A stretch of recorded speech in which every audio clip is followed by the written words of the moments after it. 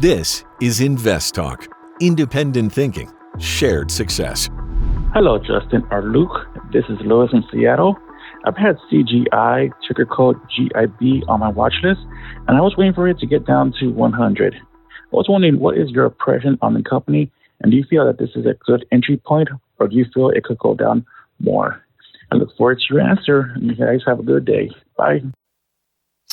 All right, looking at GIB is the symbol, and the name of the company, though, is CGI Inc.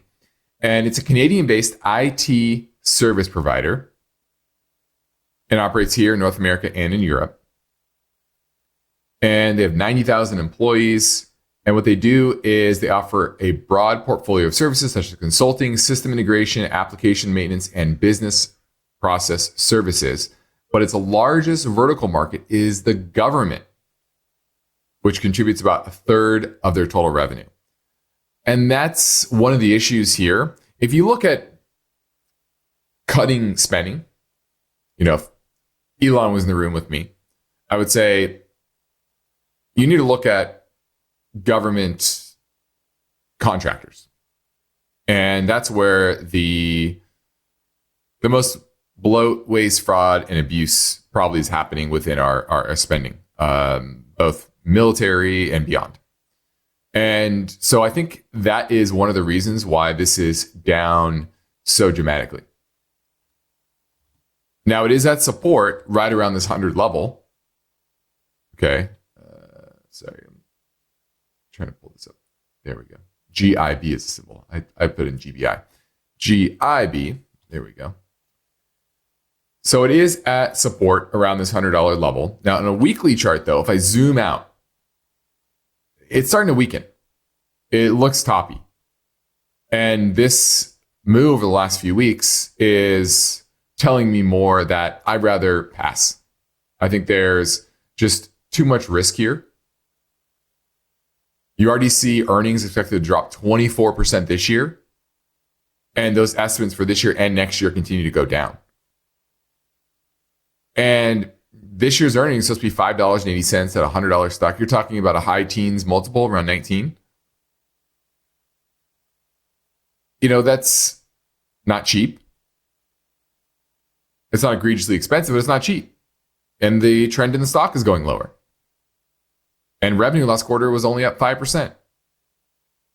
A market slowdown from late 2023 was up in the low teens. So while you are at support, I think it's going to break it.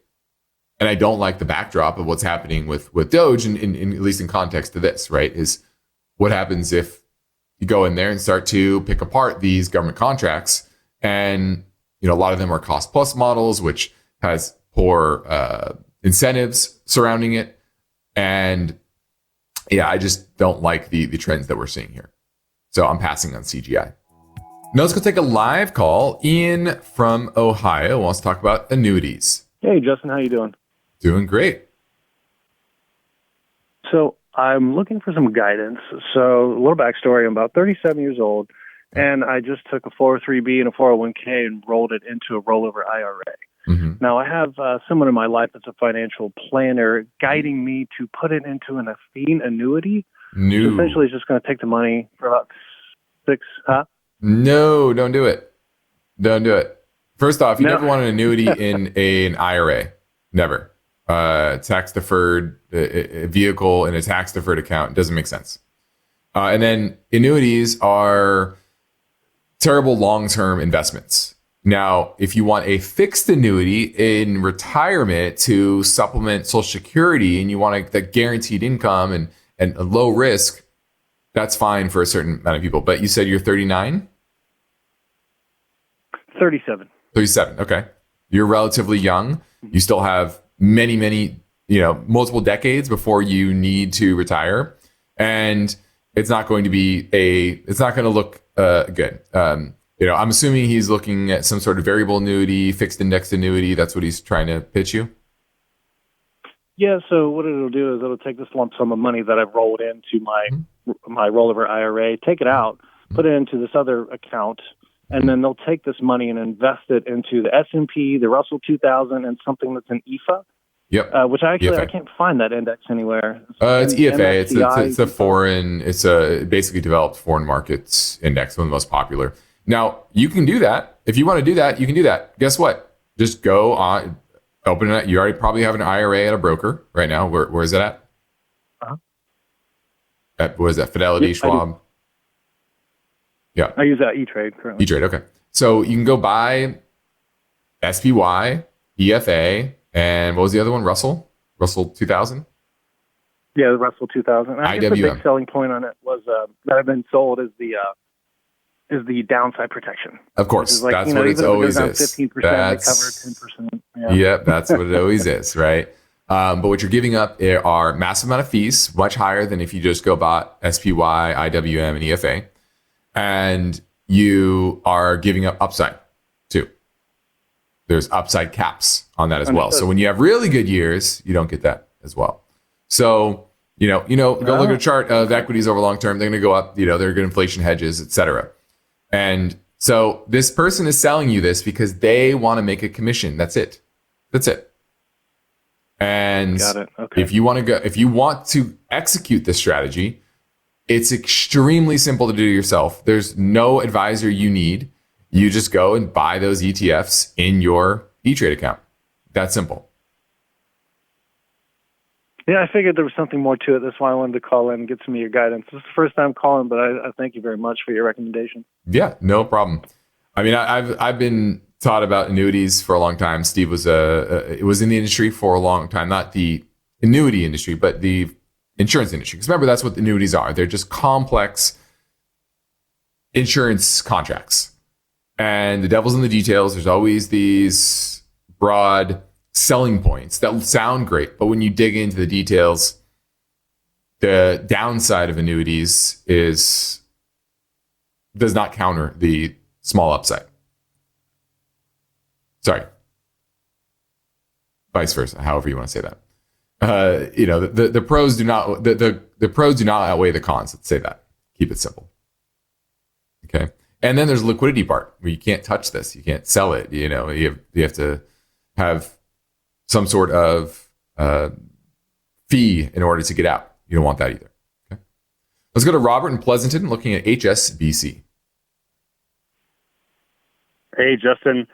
Hey, I don't own this stock currently, but I was looking at it, and a lot of the numbers look pretty good, but it's had quite a run, and I'm just wondering if I missed the boat on this. Well, this is the interesting one. So this is Hong Kong Shanghai Bank Corporation. That's what HSBC stands for. And this is, I would imagine this is doing well because of what's going on in Russia and China, and the fact that this is a bank intermediary that has access to the SWIFT system, and they're doing well because they're willing to do business with those from let's say non-allies of the U.S. And so that's what you're playing here, is that continuation of probably geopolitical strife, et cetera. Now, earnings are expected to continue to go up this year and next year. It's had a big run, but frankly, it's still at a high single-digit P multiple. It's foreign exposure. I like that. Frankly, it is overbought, but I honestly don't mind it. Could it have a pullback here? It's already started to have a little bit of gyration. Topped out at 62, recently pulled back to around 55. Would it shock me to see this consolidate here for a little while? No. But I don't necessarily hate this exposure, especially if you're looking for, foreign banks to invest in. This has the heft, has the diversity, obviously the Hong Kong connection, as well as UK. It's actually headquartered in the UK. So yeah, I don't mind HSBC. Hello, Justin and Luke. This is Paolo, longtime listener since 2020, actually, when we had a significant correction, and that's when I started investing. And later on, I came across your podcast, which has helped me a lot. So right now, we're seeing a significant correction, and not similar to 2020, though, but there's also a lot of fear in the market right now. Personally, I feel it's potentially overblown, and might represent a buying opportunity, especially in sectors like industrials that could benefit from the AI boom. And I've seen some of my holdings in these areas take a hit. Importantly, I'm very comfortable with my current portfolio and would be happy to reinvest in almost all of the companies I'm already invested in. And given this, is it still a sound approach to maintain this consistent reinvestment strategy during this period of market volatility, or should I be more cautious and hold back even if it means missing potential opportunities? Would like to get your thoughts on that question. As always, I love the show, and I wish you all a good one. Thank you. Bye-bye. Well, congratulations on getting into the game. At least there were a lot of people out there in 2020 that started their investment journey in that pandemic time, and I think broadly that's been a good thing. Now, with most novice investors, you start off with some challenges and making some mistakes, and I'm glad we were part of your educational journey and bringing you to where you are today, asking really poignant questions like you just did. I'll give you my sense of what I think the market will look like over the next 12 to 24 months. I do think it's going to be a choppy period. I said this going into the year that you have the back half of this year is the potential for liquidity to dry up because of corporate refinancing activity in the corporate bond market, and it intensifies in 2026. So I think there's about $850 billion in refinancing this year, mainly in the back half of the year. And there's $1 trillion in refinancing next year. Now, I won't get into the weeds in that, but basically when that refinancing happens, that takes liquidity out of the system. Now, this sell-off has happened despite us not getting to that point where corporate refinancing is a fever pitch. It took another catalyst, which is a White House that looks to be disrupting the system, the status quo. And you can argue whether that's a good thing or a bad thing. That's irrelevant to the market returns over the next year or 2 years. Bottom line is that has economic impact. And when markets start to shift on that, it can exacerbate itself, especially when you are in an environment where there's a lot of people, especially those who started in 2020, that moved from just buying individual stocks or ETFs to options. And we have record option activity.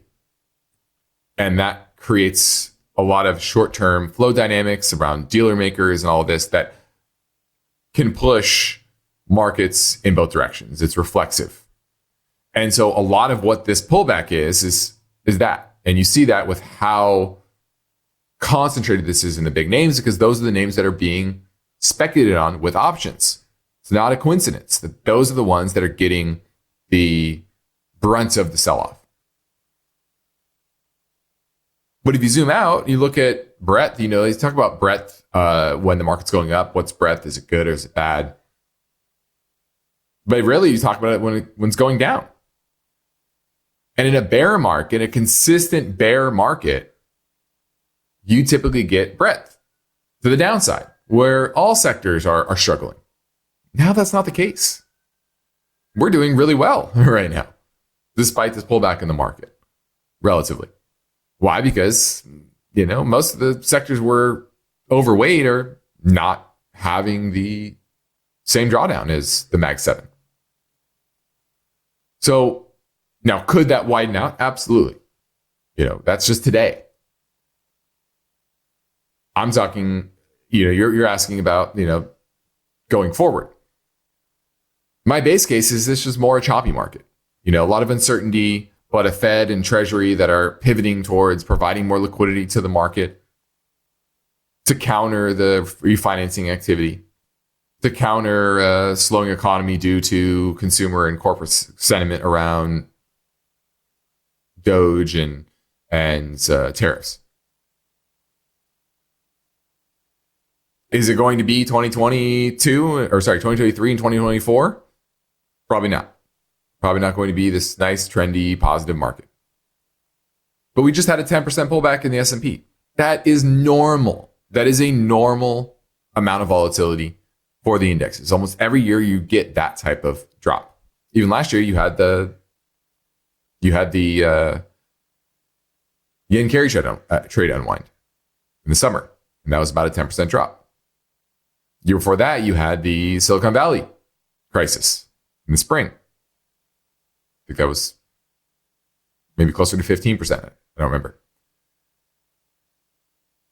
But so far, this is a garden variety sell-off in magnitude. And we're not seeing those signals that this is broad-based.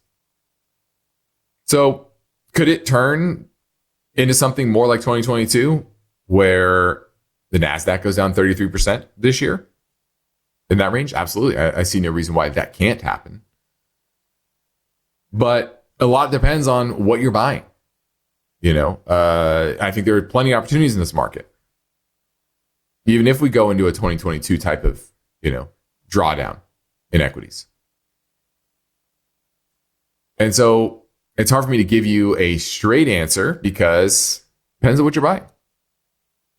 But I don't think this is a 2008 financial crisis type of situation. But could there be more volatility ahead? Yeah, probably. Let's go talk to Dreesy from New York, looking at MSCI. Hello? Hello. How you doing? Hi, Justin. How you doing? Doing well. You're looking at MSCI. Yes, I've been looking at it along with another business that's been on my watch list, SPGI, S&P Global. Okay. I've always found these to be high quality businesses. Mm-hmm. So I was looking for a buy point for mostly MSCI because I know a caller called about SPGI. But I also have a question about how do you look at high margin businesses, because these businesses tend to sell at premiums, because both of them right now, trailing, sell at PE ratios, EBITDA high 20s or low 30s. So how do you look at that, and how do you compare it to its peers, or do you compare it to itself? You both. So you want to look at its peers that also have high margins as well. Now MSCI is trading at certainly a premium. You're talking about 37 times earnings. Earnings are expected to go up 11% this year and 13% next year. And, I think that's the biggest risk here. If you look at, we go back to 2021. Okay, if we get a market like that where you get margin or multiple compression across the entire market, you could see this having a similar decline. Back then, it peaked out around $676 and it fell to a low of $377. Okay, so that is a significant, was that roughly 40% drop in that in that stock. And if I look at a chart, it's definitely losing momentum.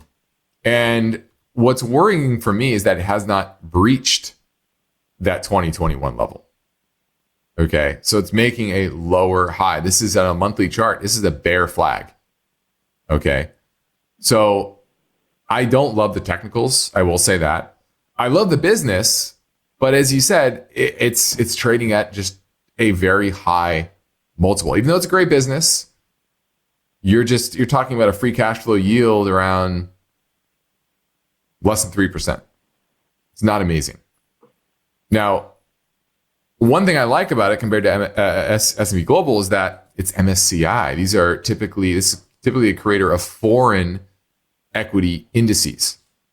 And so if more money is going to be allocated to foreign markets, they're going to get a bulk of that money.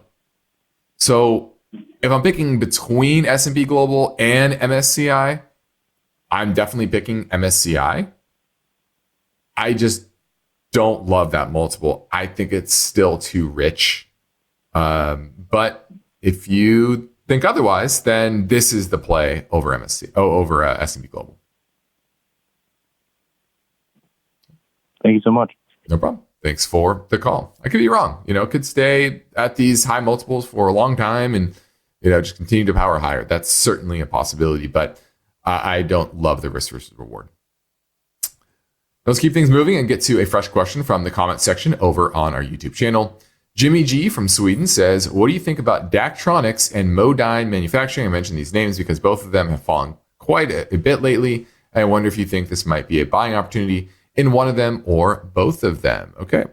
So we're going to look at two of them. Okay. And then one is, so one's Modine. This was a darling for a little while. And, what worries me about Modine is that it wasn't a consistent business until post-pandemic. And then earnings shot up. And it's all about thermal management systems for OEMs, buildings, industrial refrigeration. So this is all around the data centers. And so that's what's benefited them. And I do think the data center investment has been overdone. And I think that is going to continue to struggle. So I would pass on Modine. I don't like that concentration in the other one. I think you're going to have to ask another question on the other one because I don't have time. I wish I had time for the other stock. Hi there. I'd love to get your guys' take on WW Grainger. Symbol is GWW. Looks like it is well off its high from late 2024. Industrial supplier. I'm looking at it as a long-term hold. Company seems to make money in the long term. I would just like to see what your guys' take is on the company, if this might be a buying opportunity. Thanks so much. Bye-bye. All right, looking at GWW, which is WW Grainger. This is a very large industrial distributor. And they have 4.5 million customers and have over 5,000 different suppliers. So they sell, their distributor from 5,000 different suppliers. Great business, return on equity 52%. We've owned this name in the past. So it's a very good company. But at the current point, it's pretty expensive. And the trend is now lower. You have a price of sales, it's around 2.7, which in the grand scheme of things is not that high. But historically, this name typically trades closer to about 1.7 times sales versus 2.7 times sales. Okay. And if you look at its other metrics, enterprise value to EBITDA around 17. Historically, this trades, it's cheap when it's more like in the low teens. Now it's in the mid-teens. Okay. So it's getting there, but I think there's some more downside to come.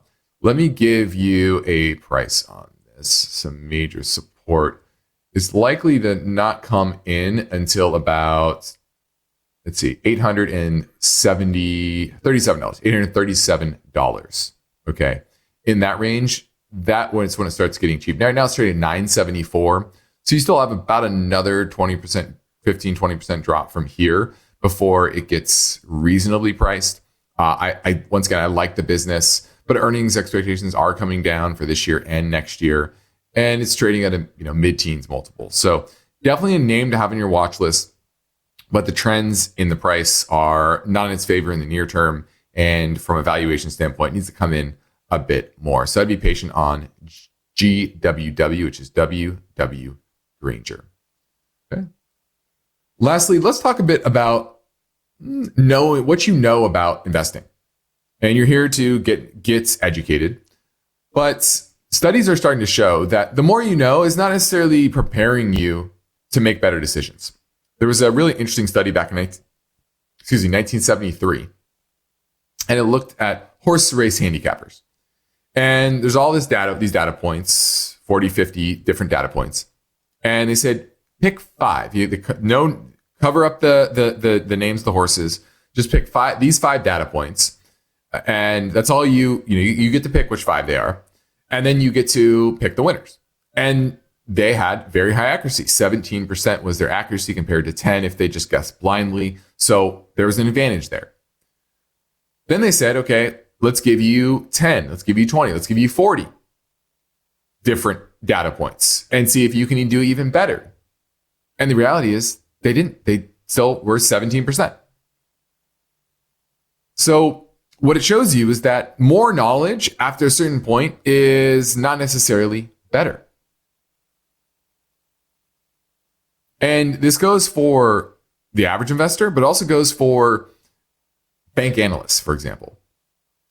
And the more data that these analysts have, they seem to be more confident in their ability to guess the outcome. Good example is in Enron, 2001. Goldman Sachs, 5 analysts went into Enron, did a whole report, talked to management, etc., and they said that that their confidence in the management is high. And then we know exactly what happened soon after that.